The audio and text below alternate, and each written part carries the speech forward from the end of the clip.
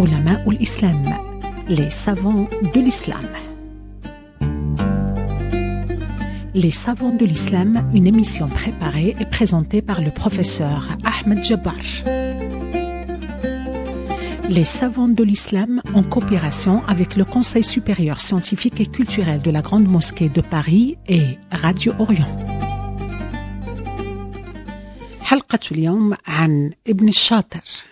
Voici l'histoire peu commune d'un savant syrien du XIVe siècle, originaire de Damas, qui a commencé par être un simple artisan et qui, par son intelligence et son travail, est devenu l'un des meilleurs spécialistes de l'astronomie théorique et appliquée dans tout le Proche-Orient. Il s'agit de Ala ad-Din ibn Shatir. Avant de vous le présenter, je dois dire quelques mots de la ville où il a passé la plus grande partie de sa vie et où il a réalisé l'essentiel de ses travaux. Les événements du XIIIe siècle, et en particulier ceux liés aux croisades et à la première offensive mongole, avaient sérieusement affecté le dynamisme de Damas. Après l'amputation de la Syrie d'une partie vitale de son territoire, suite aux offensives des croisades qui ont commencé à la fin du XIe siècle et qui se sont poursuivies tout au long du XIIe, c'était au tour des armées mongoles d'envahir la région. Le 1er mars 1260, Damas est prise. Une partie de la ville est incendiée. Ses activités économiques sont sérieusement affectées. Et cette situation va durer un certain temps. Malgré cela, et grâce à sa position stratégique, au savoir-faire de sa population et à son prestige, la ville allait encore, durant une grande partie du XIVe siècle, rivaliser avec les autres métropoles de la région. Elle les a même supplantées parfois dans certains domaines de l'art et de l'industrie, comme le travail de l'acier, les techniques du verre, la fabrication d'instruments, ou dans des domaines scientifiques, comme l'astronomie. Mais revenons à Ibn Shatir. Il est né à Damas en 1305. Nous ne savons presque rien sur ses parents, si ce n'est qu'à l'âge de 6 ans, il perd son père. L'enfant est confié à l'un de ses oncles paternels, un artisan spécialisé dans la décoration du bois, de l'ivoire et du nacre. Il décide de l'initier à son métier et, parallèlement, il lui inculque les bases du calcul et de l'astronomie. Le petit-neveu se passionne pour le métier de son oncle et il devient tellement habile dans ce domaine qu'il est surnommé l'incrusteur. À la fin de sa formation, il s'oriente vers la réalisation d'objets décoratifs et d'instruments astronomiques. Il est à peine âgé de 14 ans lorsqu'il est envoyé à Alexandrie pour se perfectionner. Il y reste quelque temps, mais il est attiré par la ville du Caire, qui était encore à cette époque l'un des pôles scientifiques et culturels les plus dynamiques de la région. Dès son installation, il commence par suivre des cours d'astronomie. Parallèlement, il lit des ouvrages de grands spécialistes, comme Ibn al-Haytham, At-Tusi et El-Morrakushi. Nous n'avons aucune information précise sur ses autres activités pendant les 8 années qui ont suivi son arrivée en Égypte. Mais on sait qu'en 1326, il réalise un superbe astrolabe qui est aujourd'hui à l'Observatoire de Paris. En 1337, il fabrique 2 nouveaux astrolabes. L'un est à la Bibliothèque nationale à Paris et l'autre au Musée d'art islamique du Caire. Mais comme ces instruments étaient courants à son époque, on peut penser raisonnablement qu'il les fabriquait pour les vendre et subvenir à ses dépenses quotidiennes. Après un séjour d'une vingtaine d'années en Égypte, Ibn Shatir est de nouveau à Damas. Il poursuit son activité de concepteur d'instruments scientifiques. Et à une date indéterminée, il réalise une horloge astrolabique, c'est-à-dire un instrument automatique qui reproduit le mouvement annuel du Soleil et de la Lune. Cette réalisation a émerveillé ses contemporains et a ajouté à la notoriété de notre savant. C'est probablement ce savoir-faire, doublé d'un haut niveau scientifique, qui a fini par attirer l'attention du pouvoir local. Il est en effet nommé Muwaqqit, dans la prestigieuse mosquée omeyyade de Damas, c'est-à-dire chargé de déterminer les moments des prières quotidiennes. En réalité, Il s'agissait d'un poste honorifique, dans la mesure où n'importe qui parmi ses étudiants était capable de faire ce travail. Mais cette charge avait un double avantage pour notre savant. Elle ne lui prenait pas beaucoup de temps et elle était bien rémunérée. Plus tard, la grande notoriété de notre astronome lui vaudra même une belle promotion, celle de chef des Muwaqqit de la même mosquée.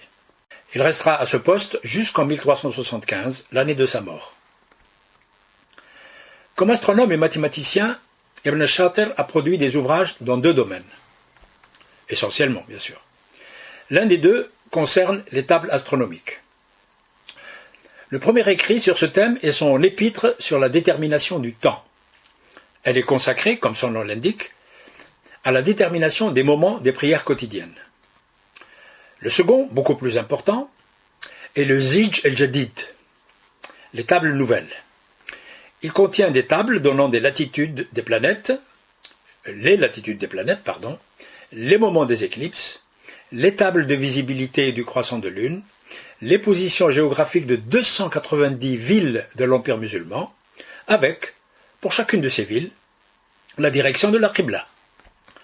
On y trouve même des tables destinées aux astrologues, pour leurs consultations quotidiennes.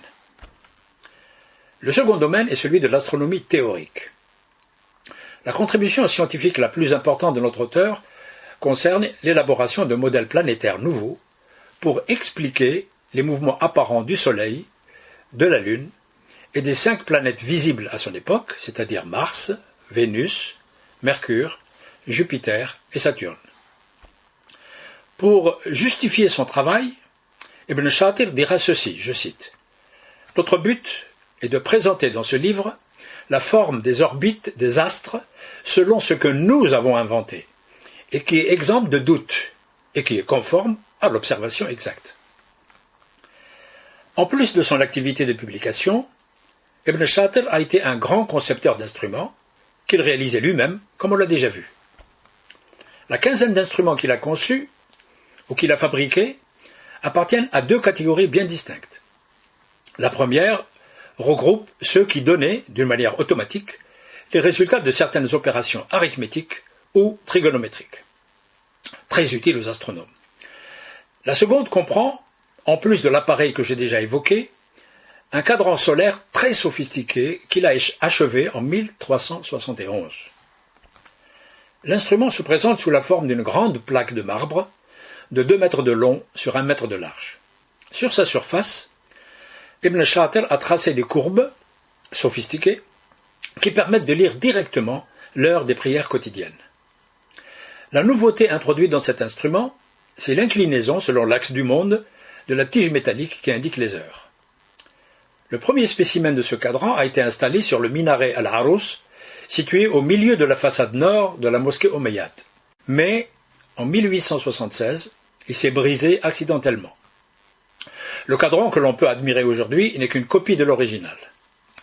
D'après le professeur David King, le meilleur spécialiste de l'histoire des instruments astronomiques en pays d'islam, le cadran d'Ibn Shatir est le plus grand, le plus complet, le plus exact et le plus artistique parmi tous ceux qui ont été réalisés en pays d'islam. Le troisième instrument, de très petite taille, porte le nom de boîte de perles pour la connaissance du temps. Il permet de déterminer les moments des prières quotidiennes et la direction de la Mecque. C'est l'un des plus anciens instruments qui est muni d'une boussole. On savait que la boussole était utilisée au XIIIe siècle en Syrie et en Égypte. On savait aussi que le principe de son fonctionnement était bien connu à la même époque au Yémen. Mais, avec l'instrument d'Ibn Shatir, on peut affirmer que l'utilisation de la boussole en pays d'islam est attestée tout au long des XIIIe et XIVe siècles. En conclusion, on peut dire, en nous basant sur les travaux des spécialistes du domaine, qu'Ibn Shatir est probablement l'un des savants arabes dont les ouvrages ont le plus circulé dans les différentes régions de l'Empire musulman et peut-être même en Europe. De plus, cette circulation a permis, la plupart du temps, aux idées et aux méthodes de ce savant d'être reprises, commentées et utilisées dans d'autres ouvrages d'astronomie. Quant à la circulation des modèles planétaires d'Al-Tawsi et de leur amélioration par Ibn Shatir, Il suffit de rappeler le commentaire du professeur Kennedy, un grand spécialiste de l'histoire de l'astronomie arabe. Il dit, en parlant de la présence en Europe des idées des deux astronomes, je cite, « Face à cet étalage de similitudes, la conclusion qui semble inévitable est que, d'une manière ou d'une autre, Copernic a été fortement influencé par le travail de ces hommes. »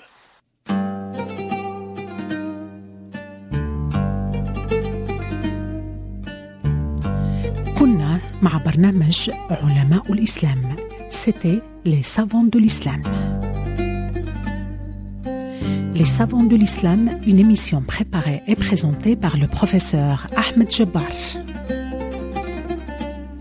Les savants de l'islam, en coopération avec le Conseil supérieur scientifique et culturel de la Grande Mosquée de Paris et Radio Orient.